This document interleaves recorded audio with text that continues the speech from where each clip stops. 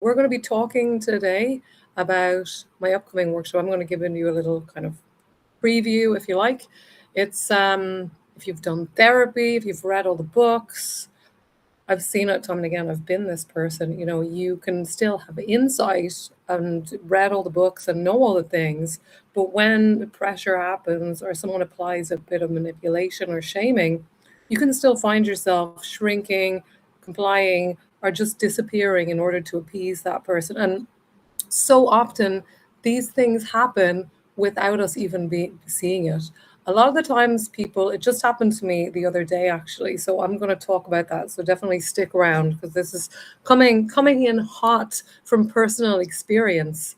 What I'm doing in the workshop coming up, I'm going to be showing people how to, in real time, when someone comes to manipulate you or shame you, how to break that cycle, because so often it's automatic. You kind of just get hooked in and your body automatically shrinks. And then the downside of that, well, the downside is that you do something that you don't really want to do. But also, you can really end up carrying a lot of resentment against the other person and against yourself for agreeing and complying.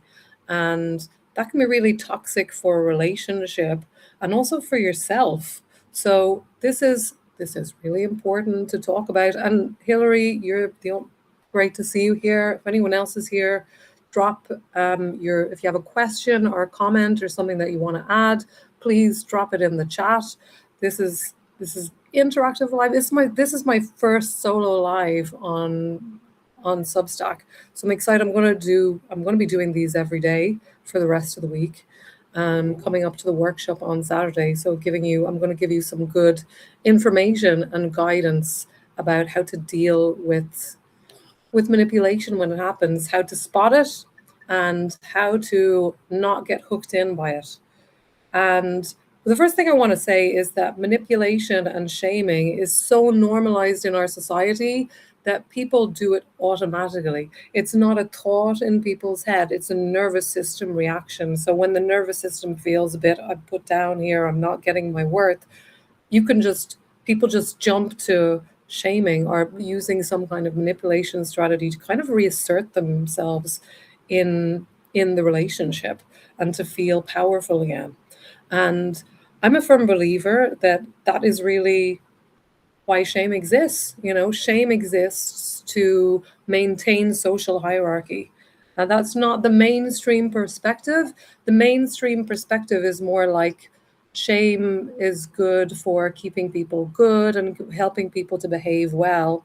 And I say, absolutely not. Shame is a compliance mechanism, and it evolved because hierarchies wanted to maintain themselves. And a really quick and easy way of doing that is to get people to internalize the shame voice so that they police themselves. And then you don't need a policeman outside telling you what to do. You have this internalized voice telling you, ooh, I can't go on that stage. I can't go live. I'm not capable. Who am I to get up and run the podcast? You will keep yourself small without any external voice out there trying to do it. And then people who want to manipulate you can take advantage of this. So this workshop that I'm doing on Saturday, it's not more insight, because I know you get plenty of insight from people say this all the time, from the work that I put out, from the essays that I write. People are like, wow, you're describing something that I've never heard described before. The shame mechanisms and how deep it goes. But what you might also have noticed, that just having the insight, it feels really good. Wow, now I understand it. You get this dopamine hit, but it doesn't necessarily solve the problem. You can still find yourself shrinking and reacting because insight is not the problem, or the lack of insight is not the problem. The problem is speed. Your nervous system makes the move before your conscious mind gets a chance to choose. So this is so critical, not just to stop yourself from being manipulated by other people or by other systems, but also to stop yourself and using shame against yourself, the inner critical voice telling yourself, shaming yourself, saying you're stupid or you're ugly or you're fat or whatever. That is all participating in the shame loop. So in my work, it's all about stepping outside of that. And I define shame It's the voice that says, I'm not worthy, I'm not enough. But it's not just that, it's an operating system, it's a compliance protocol, it's not just a feeling. If we look at other feelings, other negative feelings, if you look at anger, it can be toxic, right? But anger has a positive side to it. Somebody is pushing my boundaries, I get angry. I get angry. That's a good response, because I'm going to say no, you cannot come any closer. So anger is useful in that perspective. Also, something like fear, which is the only kind of emotion that compares to shame in a sense. And but that also has a function. So if there's a car coming and I might get knocked down, I feel scared and I run out of the way, or if there's some predator coming to get me, I feel fear and I run for my life. So fear again can be useful. But shame, what's the point of shame?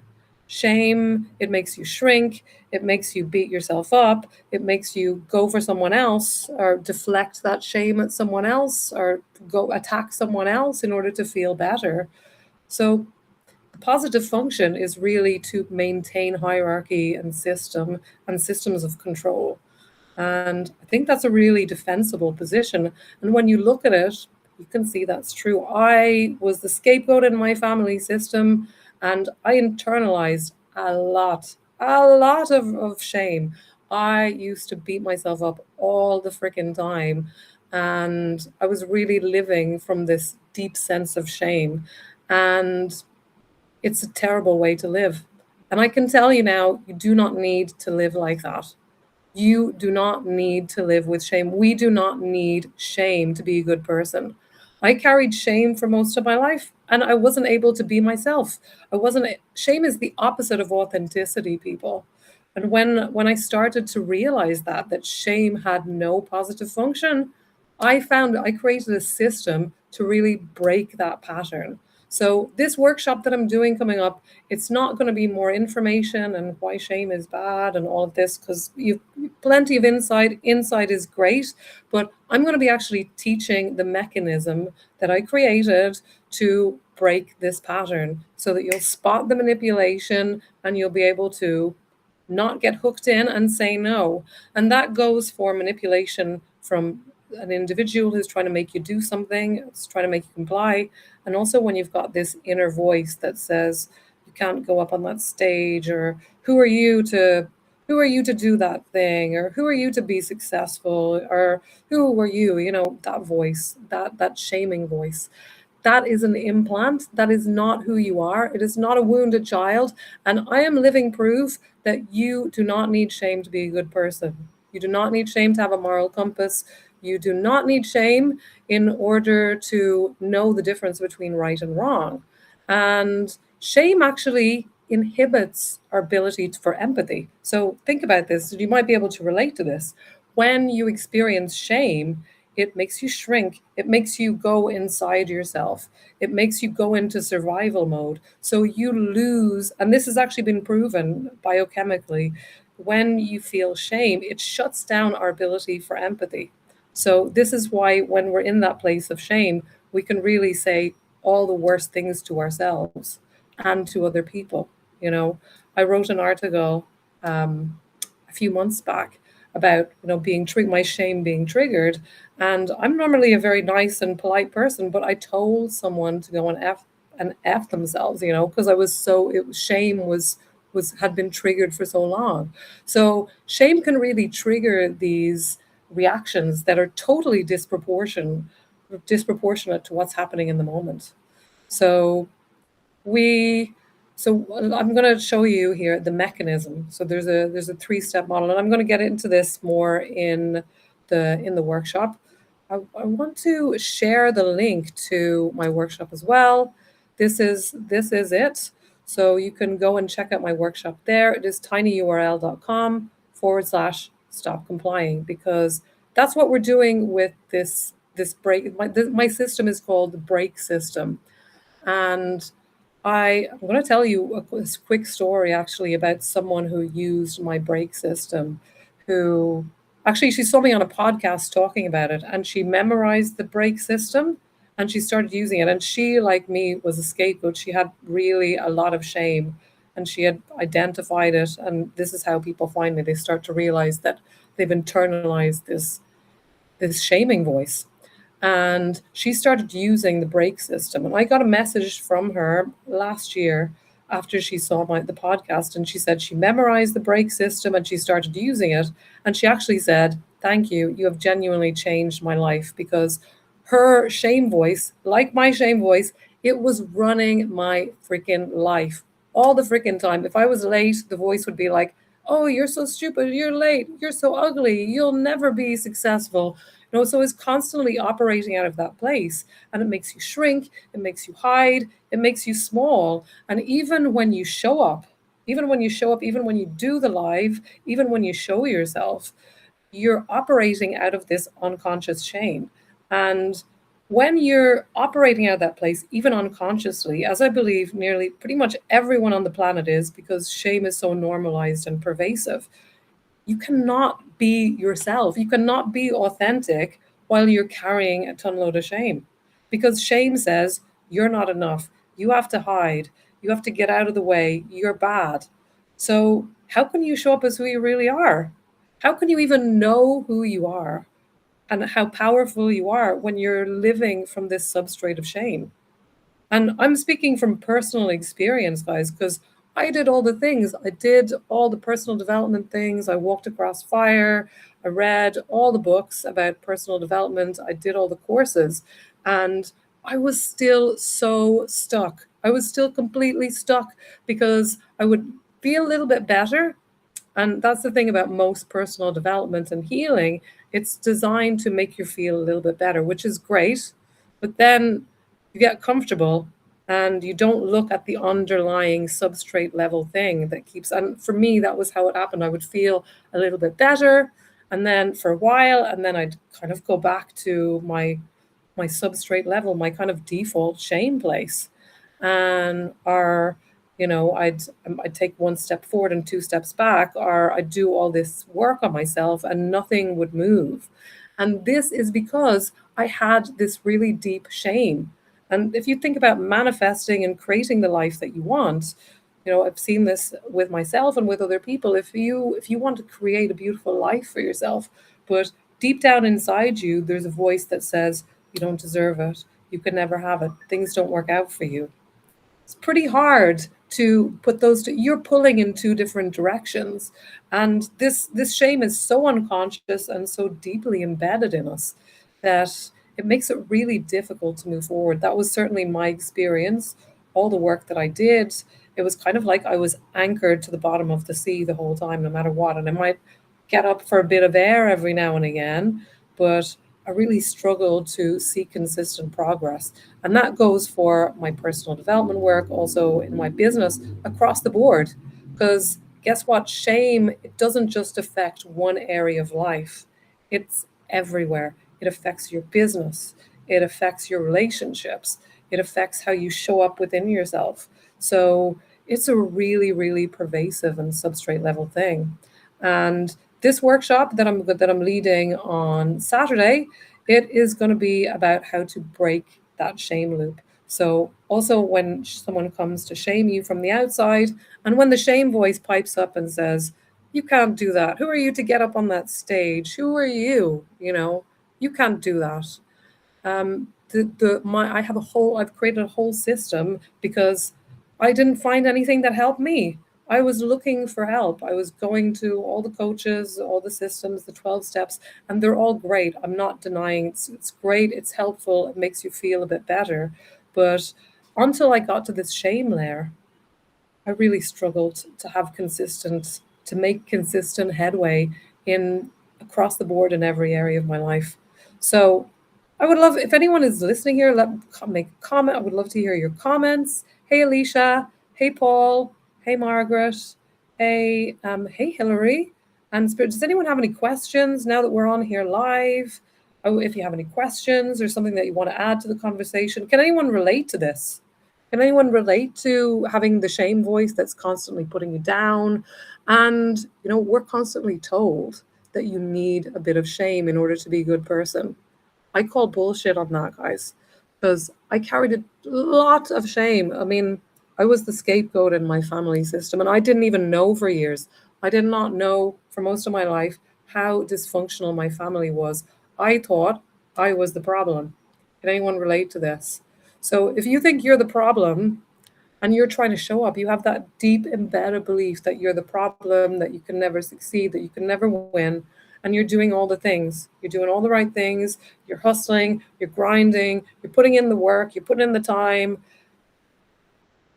This is why things don't work a lot of the time for lots of us. It was certainly true for me because a lot of the time I did all these programs about moving forward with my business, and I would show up. I would do every single thing that they told me to do, and I still was not getting the results. The reason why is that I had this deeply embedded shame voice, and I couldn't really even know who I was. So, pretty hard to show up in public if you don't even know who you are and really be seen. I was terrified of being seen, and that's what shame does. It makes you feel it's not safe for me to be seen. It's not safe because I'll be attacked, I'll be cast out. And I'll say one more thing that because I've researched shame. I experienced a lot of shame all my life on a very deep level, but I've also been studying shame now for almost a year, like in-depth research, writing about it, learning how to release it, talking about it, really feeling into what it makes me do, looking at other people and what it makes them do. And I feel like I've uncovered the truth about shame. We do not need shame to be good people. This is such a lie. This is such a gaslight that you need to shrink, that you need to hide yourself, that you need shame in order to control yourself to be a good person. And that's, I mean, I talk about reclaiming your shameless because people who are authentically without shame, they are the ones that are shining their light fully. They are the ones that are standing up and just shining and just being. And the rest of humanity, the major problem as I see it, and I'm not saying it's the only problem, that would be simplistic, but a huge part of the problem is that pretty much all of us, especially in Western societies, are carrying this huge burden of shame that we're told is good for you, that we're told that we need, and nobody tells us how to release it. Or they just say, sit down and feel your shame. This is really dangerous to be told to sit down and feel your shame because when people feel the shame, they just go down like a wormhole of, and I'll tell you where I know where shame leads if you follow it to its deepest, darkest level. It goes to self erasure. I know because I had that. I had that. The voice, it can get really malignant and it starts saying things like, you'd be better off not here. The world would be better off without you. It shrinks you. It literally shrinks you. So, and we're told that you need it. Make that make sense, somebody. Would anyone like to say anything, comment? I'm so happy we have some people watching here. So if you're still watching, let me know that you're here in the chat, or if you want to, can anyone relate to this? If you can relate to what I'm talking about, put that in the chat. Relate. Let me know that it's not just me. It's not just me who feels this way, right? So let me know. Get involved, and yeah, I wanted to also talk about what I'm going to be going through in the workshop. So, oh well, first of all, before this was only going to be 20 minutes, but I'm going to teach a simple model for you right here, right now, in this red hot moment. So, what shame does is that you have this implied threat. So disapproval, conflict, loss of belonging. And you have this internal voice that goes, if I don't comply, if I don't go along with this, I'm selfish, I'm being difficult, I'm being wrong. People will think I'm not a nice person. And then number 3, you have the reasonable compliance. So you over explain, you say, you soften, you agree when it's actually not what you want to do. And this is the thing about shame. Shame leverages consent without asking permission. It just makes you, and then you end up feeling resentful towards that person, and because you're just going along with it without noticing. So how do you recognize it? How do you recognize when shame is trying to make you comply with something, or somebody is doing it consciously or unconsciously? It doesn't matter. So the early sign is that you feel a sense of contraction. Your chest tightens, your throat, something in your body. It just you find yourself getting smaller, and you don't really know why. You find yourself apologizing, fixing, people pleasing, maybe editing yourself, or delaying the what it is that you want to do. And like I said, this happened to me just the other day. I was in a collaboration with someone who said, I really loved your mission and I want to help you. And then we were moving forward with the funnel and with the things. And then he suddenly said, oh, by the way, it's 80-20. So this was the first time this had been discussed. And he wanted 20% of all the takings of the funnel. And I have to admit, originally I was like, because I have no problem with paying people the fair share. That's not the problem. But I was like, okay. But then I felt the contraction in the moment, I have to admit. And afterwards I started to think about it, and I started to realize this is exactly what I'm talking about. This is that person, they that was them using shame to get me to do something, to get them to a higher place. It hadn't been agreed to. And if he had said openly, either way, I'm not comfortable with the arrangement.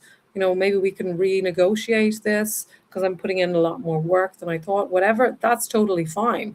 But what happens is that you insert yourself. You just kind of say, right, this is the way it is, without agreement. That is called moving the goalposts. And it's a shame strategy that so many manipulators and people who don't think they're manipulative. It's a strategy that the inner critic uses all the time, moves the goalpost. Oh, you'll be good enough when you get to this weight. Oh no, you're still not skinny enough. You've got to get thinner. So it keeps moving the goalpost. That was my experience with my inner critic as well.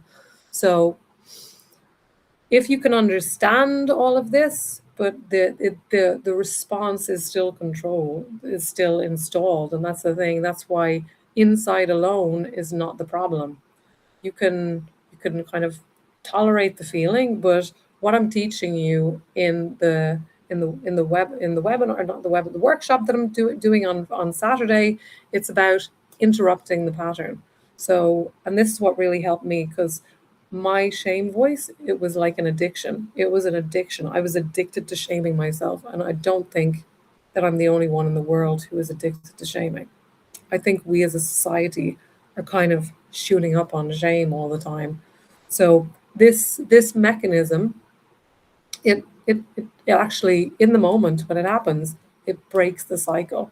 So it's called BREAK. It's an acronym, and it's designed to interrupt the trance that we get into, like I did when the person said, oh, by the way, it's 80-20. I went into a little bit of trance, and I just said, okay, even though I was uncomfortable with it. So it can happen to all of us, even people who are super aware. But the trick is that I noticed it afterwards, and then I brought it up into the open and reset the situation. So this is an in the moment sequence for regaining choice instead of falling into the regular compliance. So, like I said, in this example, what the pricing pushback, I had the urge to justify and just go, okay, no problem, and or the urge to maybe self-edit or placate the person. So when you interrupt it, you have the trigger, you have the contraction, you have the compliance impulse, and you introduce this interrupter that I'm talking about, and then you can reset the situation so that you're not doing something that's not aligned with who you are or what you really want. And you take back your power to say no when it's a no, rather than just saying, yes, please like me. And again, that people pleasing, it's a shame response. It's a shame reflex. We want to be liked. We want people to like us so that we won't be cast out. We won't be sent out from the tribe. But shame, it's a bluff. Shame is a bluff. In 2026, here's the secret. Shame has no power over you anymore. Our nervous systems think that we're holding all this stuff from, back when we started as a civilization, when if you were shamed, you were exiled, and it meant a slow, horrible death where you were cast out from everyone else. And that fear is still stored in our nervous system. So when the prospect of being shamed is there, we do anything to remedy the situation and feel better. But we don't have to do that anymore in 2026 because shame has no power over you unless you give it power. You give it all of the power it has over you. And my work is about taking your power back from shame. So if that resonates for you, I want to invite you to come along. Come along to my workshop. It's on Saturday. It's at 9 a.m. Pacific time, 12 p.m. if you're in Eastern, and 5 p.m. if you're in London. So you can check that out there. And I've dropped the link here in the chat. It's tinyurl.com/stop complying. So if you want to stop complying to manipulation, whether it be someone outside who's trying to make you do something to make them feel comfortable. And this is the thing. Shame is always it's always about compliance. It's not about control. And that goes for even good people. If there's a child here, this is the example I always use. If there's a child here and he's making noise and I want him to be quiet, one very effective way of doing that is to shame him and he'll be quiet. That's compliance. That's not care. And I might tell myself, oh, I'm doing that to help him, to teach him. I'm trying to teach him to be a good person. But really, if I look closely, if I'm really honest with myself, when we shame other people, it's always about your comfort and not the comfort of the person you're shaming. And that goes for people manipulating you using shame. And a lot of the time it's unconscious. People are not aware that they're doing it.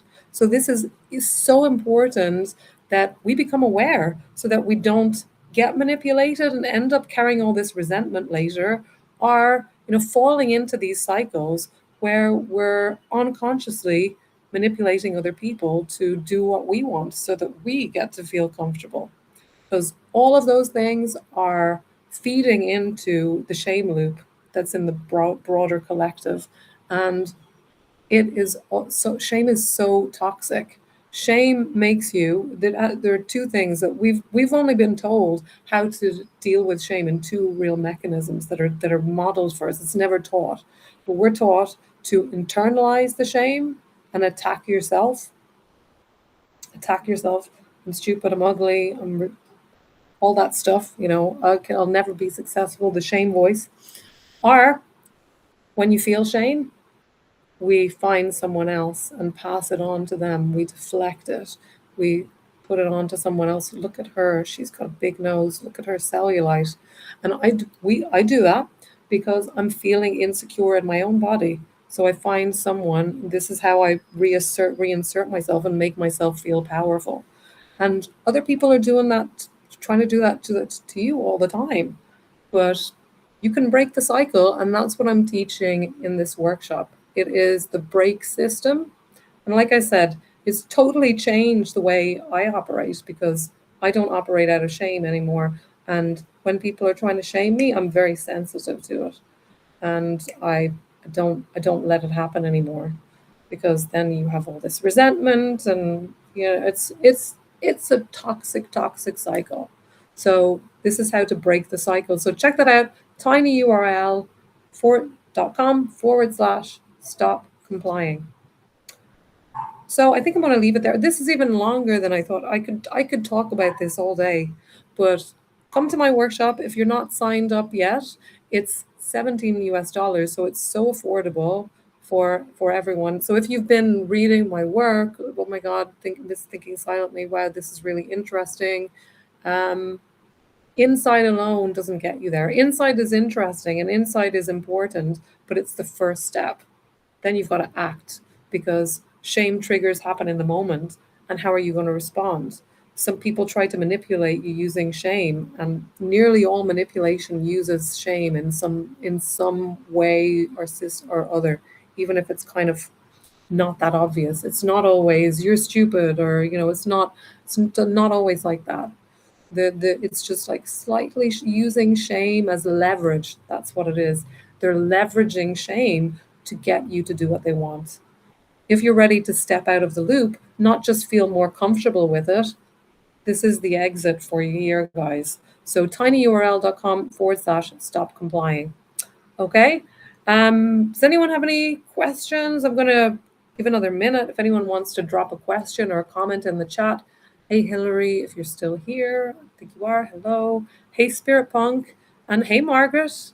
And Paul, great to see you. And Alicia, I'm looking forward to catching up with you soon.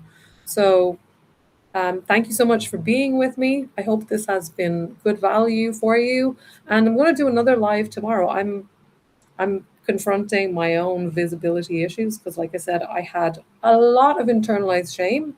So as well as doing the interruption work, you also have to show up and do the pattern reset work of, actually doing the thing that there's a part of you that's afraid to do. And if you're afraid of shame, and so many people are afraid of shame, we give so much power to shame, but shame has no power. This is the secret, right?